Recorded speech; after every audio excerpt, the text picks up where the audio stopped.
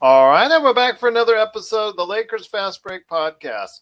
It's Gerald Glassford coming right back at you here from Lakers Fast Break, Pop Culture Cosmos, Inside Sports Fantasy Football, and Game Source. We truly appreciate everyone out there listening to all of our shows. And if you can, please give us a 5-star review on Apple Podcasts. Plus, if you can like, share, subscribe, follow, or do anything that you can to support us right here at the Lakers Fast Break, Pop Culture Cosmos, Inside Sports Fantasy Football, the great folks at Lakerholics.com, and of course, our good friends at the Hoopheads Podcast Network that help get the word out on social media about all the great things that happen right here at the Lakers Fast Break. It is sincerely appreciated. Well, I'll tell you what, Laker Tom brought it up this week in his article, so hopefully you will get a chance to check it out this week in regards to all the great stuff that he's writing about at Lakerholics.com. And one of the things that he is writing about this week is about the starting lineups and what's going on there. And one of the things that was talked about and in the news, a possible rumor that happened, was during the Chicago Draft Combine recently, just before the draft, and we were checking out the draft prospects and things of that nature. Rich Paul, the guy, the mastermind behind Clutch, possibly Adele's boyfriend, we don't know for sure, but they're seen together during the playoffs.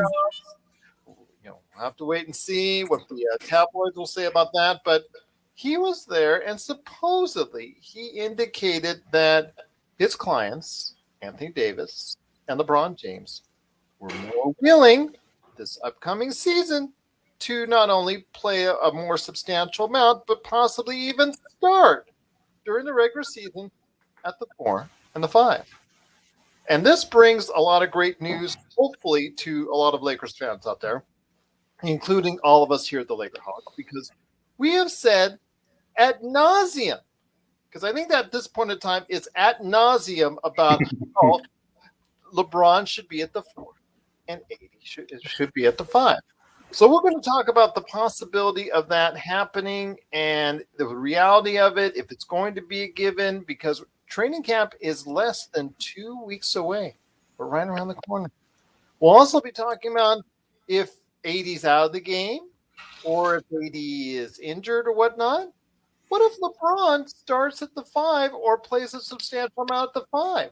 We'll talk about that option as well coming up. But first up, it is the man who wrote that article and also many more articles at Lakerholics.com. Please be part of the great conversations they have there today, including a post that I put up there that has been supported by Laker Tom, Magic Man, and Benjamin Sweet, as we know him, Mr. Jamie Sweet. That is right now something we talked about on this show before, and that's the top 10 all-time Lakers. You can post your all-time top 10 Lakers on Lakerholics.com right now. But the mastermind behind it all is Laker Tom. And Laker Tom, you mentioned about the possibility of these starting lineups happening. I know the wings and the guards, that's something we always talk about as a possibility there because there are several candidates who could, line up for that. I know we have a little bit of difference there, but it's not, like, oh, this person's got to be here, this person's got to be there. I think it ultimately comes down to the 4 and the 5. And I'm still firmly convinced that by the time the season rolls around, that we are going to go back to the default of a center, traditional DeAndre Jordan. And believe me, I know you're shaking your head now. And believe me, as we talked about before we went on the show, I would love to be wrong. And but I have to see it to believe it. So I want to hear your thoughts, Mr. The Laker optimist that you are, on what ultimately will happen once the season starts. Well, thanks, Gerald. Listen, I can't. Hold on. I just want to mention that I got it under the timeline of 5 minutes that you put on the outline. Okay, excellent. Listen, I can't blame you for doubting it because I've been calling for this move for 2 years, and I've been the one that's hearing it. And I've written probably a half a dozen articles at least on the. And I've been the one that's been reading it. But I think that there's a reality that really seems to be taking place, and it makes sense when you look at it. I think it all starts first with the meeting that they had at LeBron's house between LeBron, Anthony, and Russell. And the big topic of subject there was, what if the Lakers traded for Russ? How would that fit? How would they blend together in a starting lineup? And basically, my understanding from everything I've heard reported from that meeting was that both LeBron and AD agreed to slide down to the 4 and 5 in order to make room for shooters to play the 2 and 3 while Russ plays the 1. The goal of that move is twofold. Number one, it's to reduce the load on 36-year-old, soon to be 37-year-old LeBron James, and get him out of having to play point guard. And secondly, get him closer to the basket where he can do his damage. We saw during the regular season last year, especially when AD was out, there were some occasions when they played LeBron in the post, and he was unstoppable, man. When they get the ball to him down low, it's going to be free throws or a dunk or an open shot from somebody on the perimeter. So I think that's what really turns this whole thing in, that it's not just AD moving to the 5, but it's LeBron moving to the 4 and AD moving to the 5, which is, if you remember, the formula that we had that was really the heart of our defense and offense in the playoffs to win the bubble championship. So the question is, first, of why would they do this? It's because Russell Westbrook changes everything. You cannot put a guy who shoots worse than LeBron and AD from threes, and you got 3 guys in the lineup, and you can't put a 4th guy like Dwight Howard or DeAndre Jordan in there, because then you're left with just one shooter. That's just not going to work in the modern NBA. So the whole thing just comes along perfectly timed and everything, because I think also there are a lot of benefits that you get from having a 3rd superstar. And one of those benefits is being able to roll those 3 guys out to start a game and to start a game or half and to finish a game or half. And then you've got a decision. Okay, you've got, in my scenario, if this really happens, and I believe it's going to happen, I think the final period on the whole situation was Rich Paul coming out and telling everybody at the Chicago Combine that, hey, LeBron's going to play the 4 and AD's going to play the 5. And it really makes sense, because we've got 6 3-point shooters now on this roster who shoot better from 3 than LeBron or AD. And so it's time now for our 3 superstars, Westbrook, James, and Davis, to start scoring from inside and start scoring at the rim, because there are 3 guys that can put pressure on the rim like almost nobody else in the league. And let's let the 3-point shooting come from the guys that we signed, from the Ellingtons, from the Monks, and all of those guys who really are excellent 3-point shooters. 4 of them are averaging over 4.5 threes a game. And so I think it makes total sense to make this kind of move. And it sets up all the other lineups that you want to have going in as you go into the game. The closing lineup is a perfect example, because the closing lineup basically is going to be the same. They're going to have Westbrook, James, and Davis in the closing lineup. But instead of 2 shooters, what we need in the closing lineup are probably our best 2 wing defenders, which are Bazemore and Ariza. And so all of a sudden you've got a switch everything lineup at the end that can close and can do all of this switching, which avoids all of those questions about how do you handle the pick and rolls and who's going to do the drop coverage, or are we going to press them? Are we going to double them, and so forth? It gives us a lineup where you've got 5 guys who can defend multiple positions and switch. So it all starts with Westbrook coming to LeBron and AD saying, how does this work? And LeBron and AD making the decision that they'll make a bigger adjustment than Russ really has to make in order for the Lakers to put out the best version of themselves on the court. Well, I think it is 6. Yeah, if you include Rajon Rondo, who statistically did shoot better, which I think you are, yep, then it is 6 individuals. Although that's kind of, regular season Rondo. I mean, yeah, but we got 6. You got 5 guys that are 38 or better 3-point shooters, plus 35% for Ariza.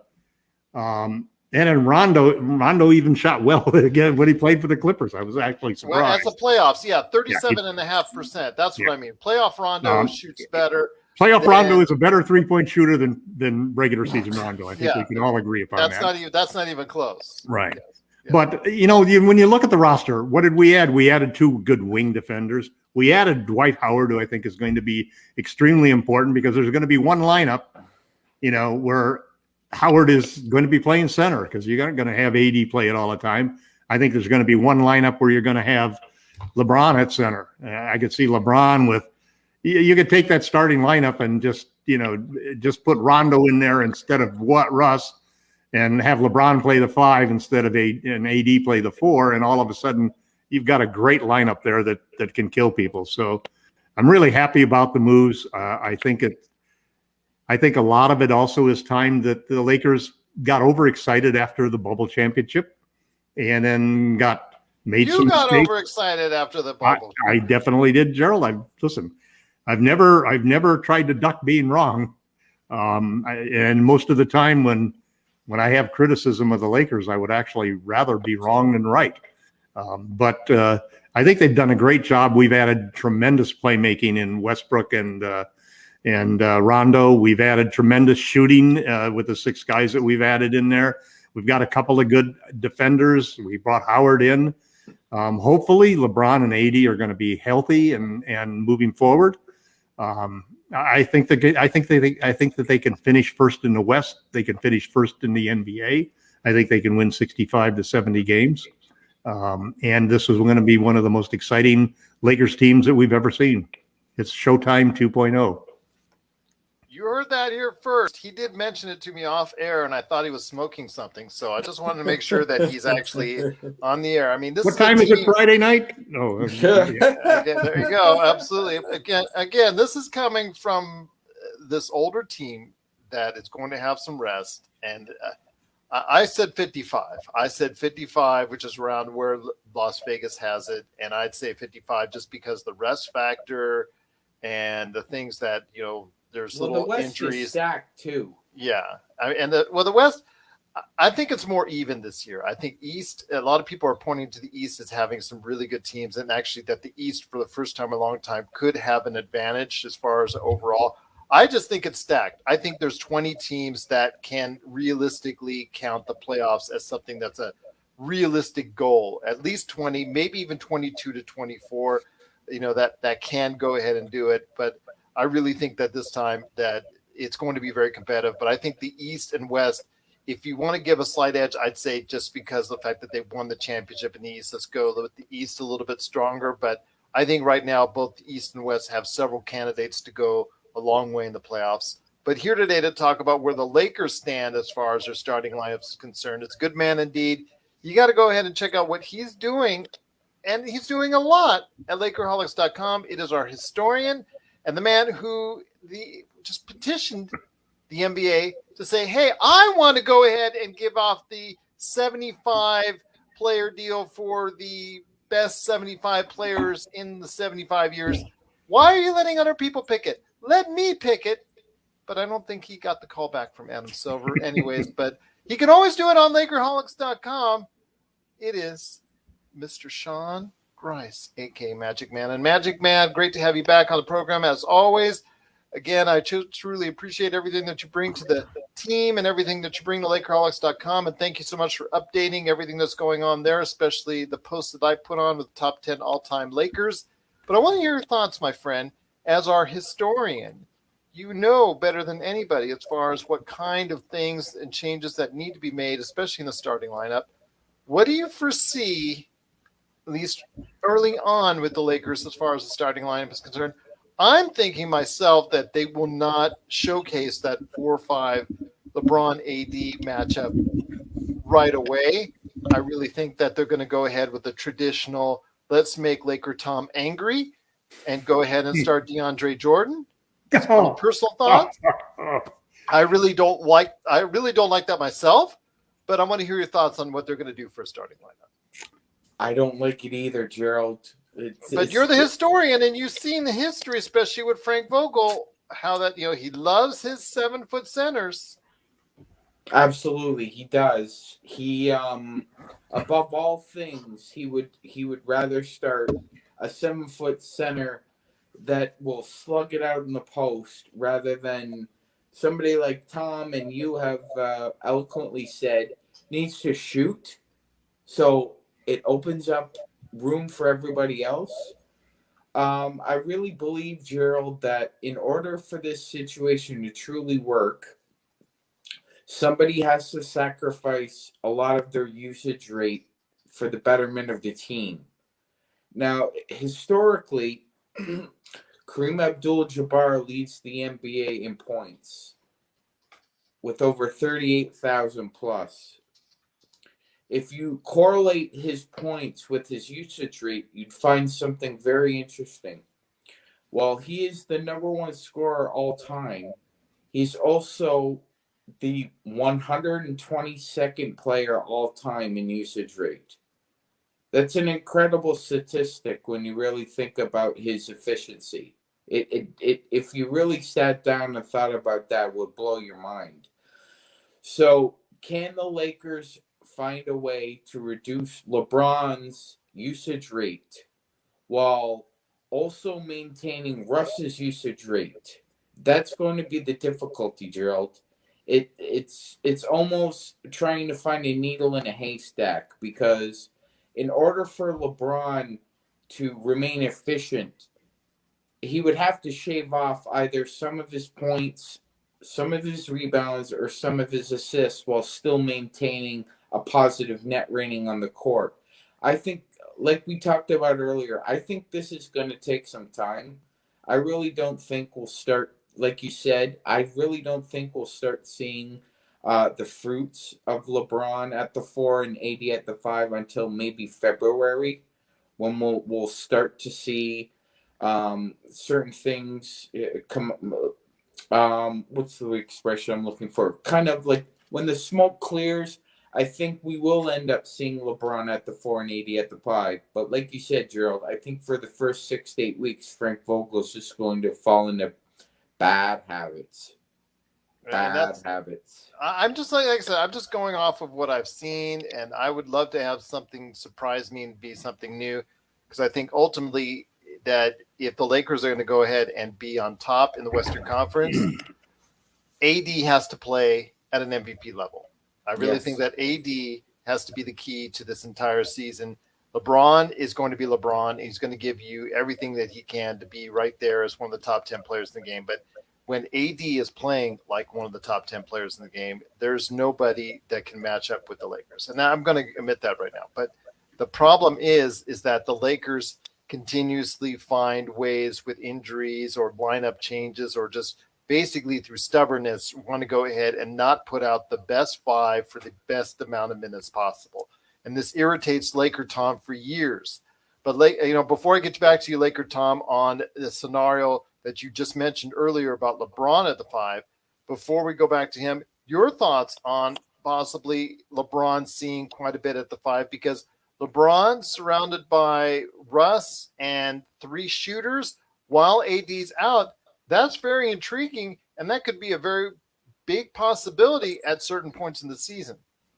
Absolutely. I think you're right. I think that could be kind of a very vicious lineup to defend.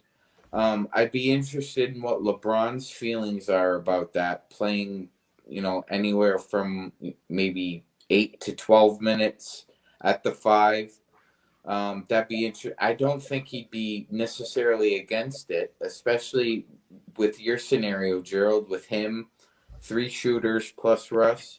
I think that'd be an interesting play. I'm not so sure you'd have to basically work Vogel for a few weeks, maybe even a few months, to try and convince him that sort of lineup would work. I'm not sure if he'd be open to the idea as much as LeBron would. Well, I'm hoping that he will open up, because I am not convinced that we're going to find the same success with both centers like we did before in the bubble year. And I don't think that we're going to be able to find that same kind of it just seemed to gel so right, not only on the offensive end with them being available for lobs and dunks literally right and left, but also from the defensive end where they were all competing for block shots and the Lakers were leading the league in block shots. Statistically, when you look at it from a standpoint of on the roster in black and white, you should be seeing the Lakers as a team that's going to be at or near the top of the block shot list. I'm not so convinced because I don't know where DeAndre Jordan is as a player. I really am concerned that if Brooklyn dumped him like they did, that we're getting just goods that are, even though he's on the younger side of the 30s, that maybe he's just, not everybody grows old gracefully. Let's just put it that way. So maybe he doesn't have the same kind of athleticism that he does before. But I don't know. I'm just interested to see what happens. But Laker Tom put it out there. I'm really liking the fact that LeBron could see a possibility of playing substantial minutes at the 5. And Laker Tom, if that's the case, and you throw LeBron at the 5 and AD sitting on the bench for that, what Magic Man said, 8 to 12 minutes a game, who would you like to see paired up with him? I think there's some obvious combinations that make sense. Let me before I even get into that, I just wanted to make some mention on the Dwight Howard thing, because I was one of the people who was not a big fan of Dwight's last year. Really? I just wouldn't have never known. Yeah, right. It's hard for me to root for somebody to replace Anthony Davis as the center on the Lakers. But I think one of the things that we really missed this past season that we had in the championship year was a rim protector on defense when Anthony Davis was out of the game, and a dunk threat on offense when Anthony Davis was out of the game. Obviously, Montrezl Harrell and Marc Gasol did not fit either of those needs. And I saw how much. And I would be more than happy to fill those. I would fill those needs, but the other side of it is you don't even have a stretch 5 that you're putting in there as the sacrifice that you made in order to give up all of this rim protection and vertical attack. So I think that one of the things the Lakers are planning to do is that there are, besides the starting lineup and the closing lineup, you need 2 other lineups that basically fill that middle of the middle of the first half and the middle of the second half between the starting and closing lineups. One of those lineups is going to be obviously the lineup without LeBron. Okay. So that lineup's probably one of the keys to our success, since that's the one lineup that we have not been able to have a positive net rating for in the 2 years that LeBron's been here. We lose the minutes on the floor when LeBron is on the bench. So one of those lineups is going to be that lineup. And then you're basically going to put your other 2 superstars out there to make sure that lineup gets positive. And you're probably going to throw, you're going to really have shooters in there. That leaves you then with one open spot, which to me for the lineups is the lineup with LeBron at the 5. What I like with that is Carmelo at the 4. I love Rondo at the 1. Since you're going to use Russ on the other off primetime lineup, I'd like to see Monk and Horton Taylor in there, primarily because you're trying to give everybody a chance. And the problem that the Lakers, we played an 11-man rotation last year. That was fortunately something that was doable because of injuries, because of the lineup situations and so forth. But it's not something that you really is very efficient. So I think we start off playing 13 players, the 13 guys who've shown that they really belong on this team. And there'll be a lot of competition, especially for the 2 and the 3 spots. And we've got 2 guys that can really play the 3 well, besides LeBron, who might get some minutes there, but I think he's going to play 4 mostly. I think we want to get our big stars to be the guys next to the rim. For example, if you have Westbrook driving for a layup, I don't even care if he makes the layup. If you got LeBron and AD at the 4 and 5, the rebounding is going to be dynamite at that situation. I care if he doesn't make the layup. Listen, some of the best, easiest points you get in the game are when somebody gets to the rim and puts the ball up off of the backboard, because they've got the shot blocker occupied and you got 2 guys coming in to clean it up. Well, that's why they don't foul him, because he's not the greatest free throw shooter in the world. Yep. Who's not the greatest free throw shooter in the world? Russell Westbrook. I will say one thing that everybody needs to realize, that You notice how we In said 13, let me finish. In 13 seasons, the last 3 seasons, Russ has not shot well. In the 10 seasons before that, he shot 81% from the free throw line. So this is a fixable problem that he's had in the last 2 years. He's only had 2 years where he shot under 70%, 65, 73, and 65 the last 3 years. And it's because he was in situations where he had to do too much. In fact, you could see that he shot 35% from three-point land in the first half of games in the season.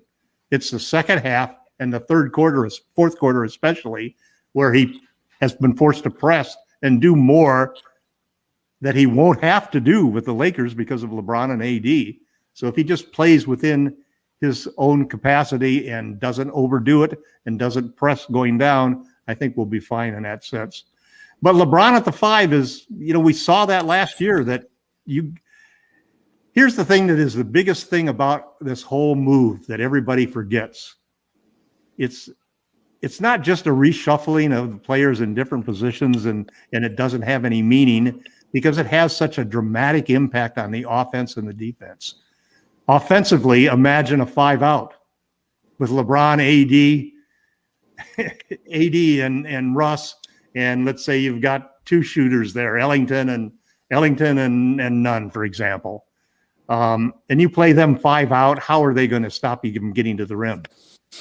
It's totally the offense that we need to go into the games with. By the same token, if you go and throw and pull out Ellington and Nunn for the fourth quarter and put in Ariza and Bazemore, and all of a sudden you've got a 5-out that can switch on everybody. They can switch on every single player. Are you running a pick and roll against them? There's no figuring it out. You just switch. And you've got it under control. You're not going to get killed on the pick and roll. And you're basically going to eliminate all of these teams whose offense is based upon running picks and rolls, because you'll have 5 guys, every one of them 6'4" or bigger, who is an excellent defender. And you've got 2 centers in LeBron and AD who can guard 5 positions. That's why we won the championship. We are replicating the championship lineup that we had in the bubble, and we are moving to a 5-out type of offense. Now, all of that is that too much for Frank Vogel to handle? You have to remember who makes the real decisions on these NBA teams. It's not really the coach. It's not really the general manager. It's really LeBron James and the superstars on this team. If LeBron and AD and Russ, they would not have made that trade for Russell Westbrook had not LeBron and AD agreed to it. And LeBron and AD weren't agreeing to it unless they were going to do a certain strategy in order to solve the shooting problem that had left them forced, actually, LeBron and AD to take too many long 2s and 3s during the season because they couldn't get to the rim. So it all logically is falling together.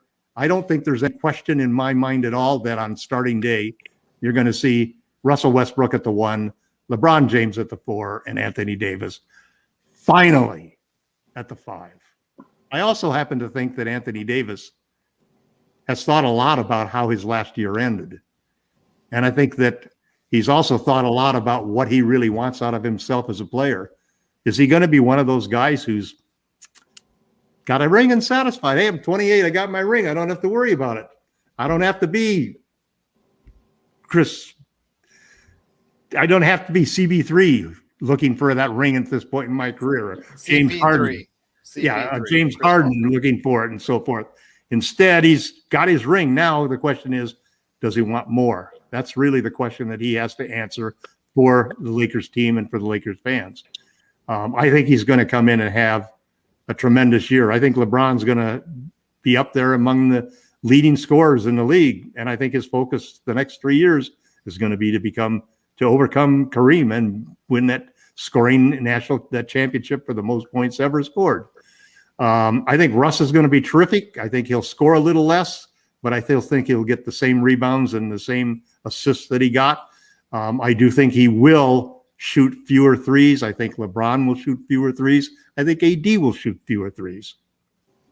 Well, let me ask you this before we go ahead and turn over to Sean real quick. So you mentioned some of the three parts of the equation here. What are you throwing out there as a starting lineup at the beginning of the season? The starting lineup is Russ at 1, Ellington at the 2, none at the 2, Ellington at the 3. I'm going with 3 guards, and LeBron and AD at the 4 and 5. My closing lineup is the same 3 superstars, but with Ariza and Bazemore instead of Ellington and Nunn. I think my lineup without LeBron, or with LeBron at the 5, is probably Rondo, Monk, Horton Taylor, and Carmelo Anthony, and LeBron James. And then I have also the lineup that is LeBron on the bench. I have that lineup basically being the same as the starting lineup, except Dwight Howard replaces LeBron James, and AD slides to the 4 and plays with Howard in the Twin Towers. Okay. Sean, got you right now queued up. You heard Mr. Laker Tom. Now it's up to you, my friend. What do you think is going to be the Lakers' starting lineup come the beginning of the season? Well, Gerald, I would love it if that was the lineup that Tom had, because I'm in line with Tom as well. I think I've said that before. I think defensive in the last 2 minutes, I think Vogel has more options at this point than he did previously. I think you could switch out. For example, you might have Ellington and Nunn offensively, and then you'd switch out them for Bazemore and Ariza defensively. I think that could also be an option as well. One of the problems I noticed, and I'm not sure if either of you two gentlemen did as well, was that coaches understood Vogel's schemes, and more to the point, they understood his rotations almost to a T. So it would be easy to kind of negotiate your way through the fourth quarter, and in the last 2 minutes, you pretty much know who Vogel's going to put out on the floor. So you match that. You either take an offensive player on the floor on the opposing team that Vogel has on his side that's not as well equipped to handle that kind of player. Or maybe it's a defensive guard that Vogel doesn't have a match for as well. So in this instance, I think Rob Pelinka has done enough to put some more bullets in the gun for Vogel, that he has options at the end for what he wants to do. To just piggyback off what Tom said, what a lot of Laker fans are asking Russell Westbrook to do to be this ultra efficient facilitator is going to take time, and it may not fully bloom as Laker fans want. If Russ were to average 12 assists per game, 12 assists per game is pretty much the gold standard for a facilitator. If you've averaged 12 assists per game in your career, you're a Hall of Fame point guard. You likely have over 10,000 assists in your career. Russ isn't there yet. He's a really great facilitator, but as Gerald has pointed out before, he struggles from the line. He also, can he play a full 82-game season? I don't think so. I think realistically, you're looking at him playing between 65 to 70 games. If you can keep him in that range, fully healthy for the playoffs. In the annals of NBA history, only 10 players have averaged more than 12 assists per game. It's been done 10 times. John Stockton did it 8 times. The only 2 other players who've been able to accomplish that feat is Kevin Porter, who once played for the Detroit Pistons 50 years ago. And the other player, care to guess, gentlemen? I'm not guessing. Okay, it's not Magic Johnson. Any thoughts, Laker Tom? Any thoughts, Tom? This is the other player who averaged over 12? Steve Nash? Isaiah Thomas, Detroit Pistons. I know Westbrook's season was like the second best, I think, of the second highest most assists of any player. So that must have been the top one then that Isaiah had. Yeah, well, there've only been 10 players who've been able to get over 1,000 assists in a season. Stockton did it 8 times. Porter and Thomas did it once each. Magic and James Harden have been very close, but they haven't gotten there. So how many points? What would you be satisfied? So let's say that Russ would get 12 assists and 10 rebounds. How many points do you think you need from him? If he's averaging 12 assists per game, I'd be very surprised if he was averaging anything more than 17, 18 points a game. That sounds like a good number. LeBron and AD and 25 and Russ around 15 to 17. I think that's efficiency working for everybody, man. That if those numbers bowl out that way, I think that's the Lakers at their peak. And if that's the case, I don't think anybody beats us. It's also difficult to imagine. I mean, I look back and Dennis used like 25%, 22 to 25% usage rate. And I think Russ will have a higher usage rate than Dennis did. But I think that it's the targets that he's got to pass the ball to when he attacks the rim. He's going to have shooters out there. He's going to have 2 other superstars that he can basically throw lob dunks to, plus Dwight who can throw lobs. I mean, Wes has always been great at developing a relationship with a big when he attacks the rim. And then on top of that, he still has hops like nobody else in the guards. There's not a more physical guard. You just got to get him to. I was listening to Sirius XM, and they were talking about what happens, the difference between, let's say, having Alex Caruso defending as part of your team defense versus Russell Westbrook. Russ is going to make more steals. He's going to be a better on-ball defender. But where it all falls apart is what you want on defense is you want that 22 seconds of perfect rotations to force somebody to take a tough shot at the end under pressure of the shot clock. And for every steal you get or every deflection you get or block shots you get, there are 10 of these other types of possessions that you have got to make somebody go. So Russ, THT, those are the 2 guys of all of the defenders, and probably you can probably throw Nunn and Ellington in there. That there's the guys that are basically, it's not part of their forte to do that type in order to make your defense really work on a string the way that it does in the playoffs. And so I think that's why you're going to see a lot of switching. And I think even you could see games where we'd start Dwight if it was against, let's say it's against Jokic, or it's against Embiid. Why not start Dwight? There may be other games where the matchups are such that you decide, hey, I'm going to start Ariza and Bazemore because I need defense against this particular team more than I need offense.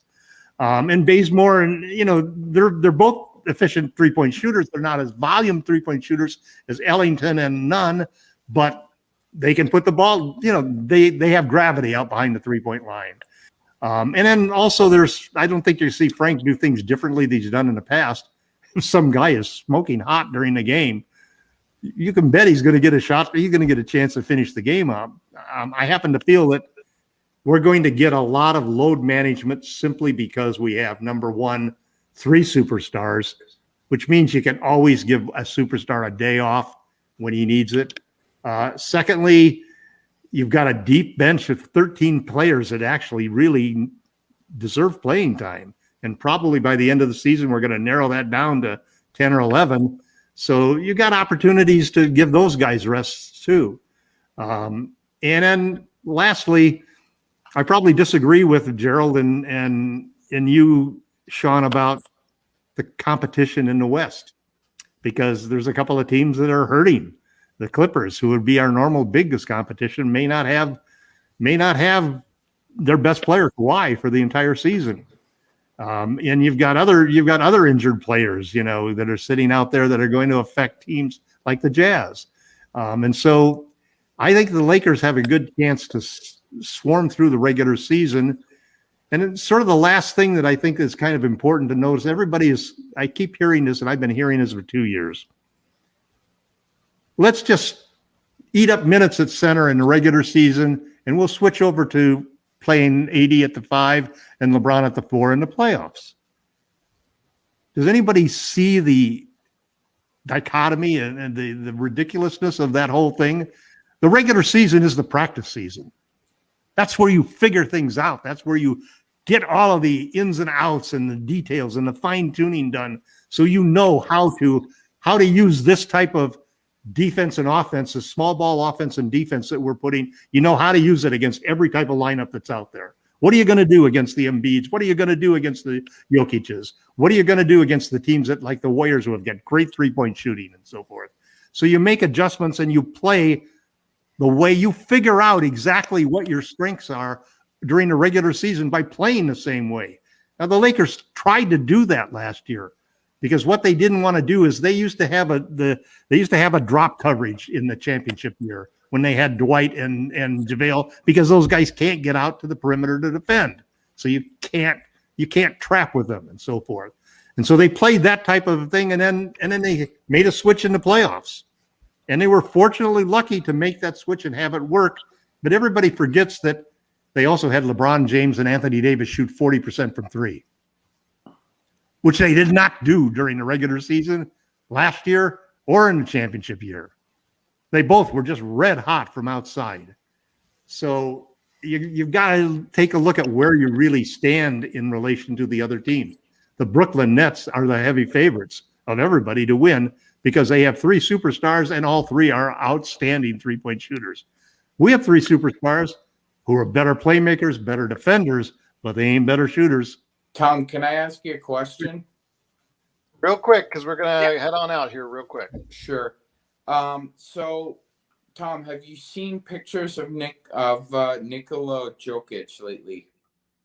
Yeah, he looks like he's lost weight like everybody else does during the summer. Well, he also looks like he's put on about 20 pounds of muscle. Mm-hmm. So, to me, that suggests that an MVP player is coming back stronger, smarter, and hungrier. And with less help than the Lakers have. Well, you know something? I live near Brampton, and I can tell you very much that Jamal Murray is out and about, and he looks to me like he's moving just fine. Now, in 6 months or so, I don't want Laker fans going on Twitter or social media and saying, oh, well, you know what? We didn't have much competition this year. But it looks like Denver's rolling into full form. And let me tell you something. You're right, Tom.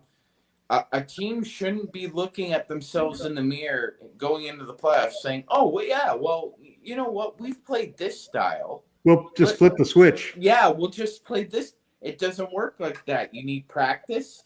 You need continuity. And it takes everybody, like Tom said, on a string, doing it together. I happen to think the West is still stacked.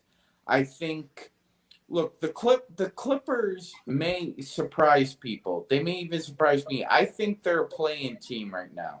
But they could very well, you know, if they play a bump. That bad? You think they'll drop that far? Mm-hmm. Yeah, I do. And they got some impressive play from a couple of guys that you never expected it from. Reggie played tremendous, and right. I'm not expecting Man to play like Man was just amazing. Yeah, I don't expect him to play like a man possessed this year, though. Yeah, but boy, those 2 guys were, talk about a couple of guys off the scrap heaps. I mean, I wish we'd gotten them instead of McLemore and Drummond. You know, I mean, it was quite a contrast there. No, you know, I'm looking at the teams that really can compete with a team like the Lakers that have 3 superstars. And if you narrow that down, I don't see anybody in the West that can compete with that. I do think that the Clippers, if Kawhi came back healthy, would be the biggest challenge. I just don't expect Kawhi to be able to come back that soon, and so forth. The Jazz and the Nuggets, they're good. They're good teams, but they're teams that the Lakers would handle in 5 or 6 games. I think the 2 teams that I worry about are Milwaukee, because I do think that Giannis has figured out what Ben Simmons couldn't, which is, hey, okay, so I'm a bad free throw shooter, and so I can't really be counted on to hit threes. I'm going to attack anyway. But you know what? That's not going to stop me from shooting. And then obviously, man, you just got to be afraid of the Nets. Those are 3 guys that can put the ball. 3 guys who can put 40 points on you. 4. They have 4 now. Yeah. Patty Mills can put up 40. I wanted Patty Mills for the Lakers. I think we all did. I think that would have been a difference maker for the team. But again, these are things. But I'm not so sure that I wouldn't have taken playoff Rondo. It's Patty can shoot and he can score, but he ain't the playmaker that Rondo is. Again, we'll go ahead and discuss that in further detail in upcoming episodes and shows on exactly where we think the NBA will stand as far as the projections are concerned. I think that's a better conversation for another day and another show and another program right here at the Lakers Fast Break. If you have any questions for us, please just hit us up at Lakers Fast Break on Twitter or LakersFastBreak@yahoo.com. Right now, I want to go ahead and mention before we head on out that Magic Man Sean Grice has got a ton of great stuff that he's pointing out there at Lakerholics.com. And of course, Laker Tom has got a ton of great articles as well. He's creating new articles all the time. Please follow him at Lakers Fast Break for me and at Laker Tom for him. But before we end on out, Mr. Magic Man, I know you had some Instagrams that you wanted to go ahead and give a shout out to because you've become Mr. Instagram Man in your time off. Actually, absolutely, Gerald. I'm looking to build this platform along with Tom and be the best and most efficient Lakers site that we can be. If you want to catch us on IG, that's Lakerholics, and hit us up. Please subscribe. I've also got a personal YouTube and IG channel. It's called Put a Little Mustard channel. I'm hoping to upload as many videos as I can this weekend so we can bump start our new platforms. Thank you very much, Gerald. Oh, no problem. And then also you can go ahead and follow us, Lakers Fast Break on Facebook. And then Lakerholics, they're a great group on Facebook as well. So go ahead and check out what we do each and every time out at Lakerholics, wherever you get your social media. Also as well, Instagram, YouTube, and so much more. So please go ahead, put a little mustard on it right here at Lakers Fast Break and Lakerholics. Once again, want to go ahead and thank everybody for listening and watching here. Check us out again in the upcoming days as we get closer to training camp. The Lakers are coming soon to go ahead and get out there on the training camp floor. We'll go ahead and be able to go and report that on as soon as it happens. But we've got more great shows lined up next week. I've got Joe Soro coming back from LakersBall.com. I've got more great interviews with team fans and their thoughts on not only their teams around the NBA, but also as well, what do they think of the Lakers as well? So there'll be some great interviews. And of course, the Lakerholics will always return. And there's going to be more great stuff indeed for you down the line out there, Mr. Listener, Miss Listener, or anybody out there listening, because we're doing all that we can to support our Lakers right here at the Lakers Fast Break Podcast.